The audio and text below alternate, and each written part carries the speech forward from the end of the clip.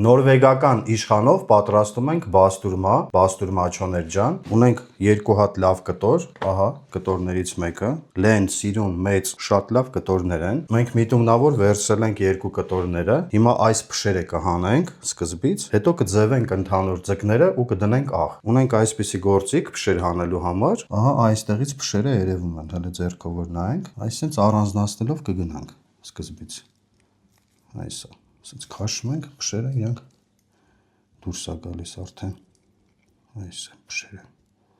Ձեռքով որ նայում ենք, իրանք արդեն այսպես որ մենք շոշափում ենք, փշերը լրիվ երևում են։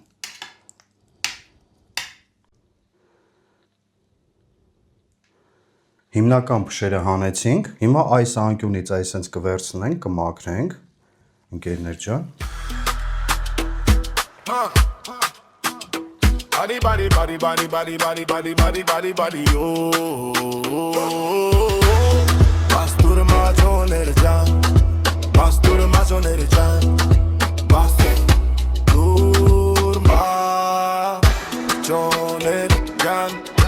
Բաստուրմաչոները ջան, պատրաստում ենք բաստուրմաչոները ջան։ Բաժանեցինք 2 մասի, նույն գործողությունը կանենք երկրորդ կտորի հետ։ Հիմա տեղափոխենք կտորները այստեղ եւ երկրորդը վերցնենք։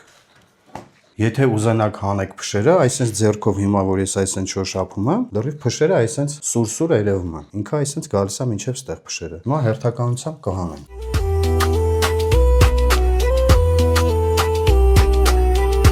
Բաստուրմաչոները ջան, Չոներ ջան, բաստուրմաչոները ջան, պատրաստում է բաստուրմա։ Ահա, շատ լավ է։ Այսպես ձեռքով որ շոշափում ենք, արդեն փուշ չկա։ Դուք էլ ուշադիր եղեք, այդ ձևով փուշը կզգա։ Ընդհանրապես այսպես շոշափելով արդեն զգում եք։ Հիմա այս կողքի մասն ենք հանում։ Բաստուրմաչոները ջան, Եվ էլի մեջտեղից։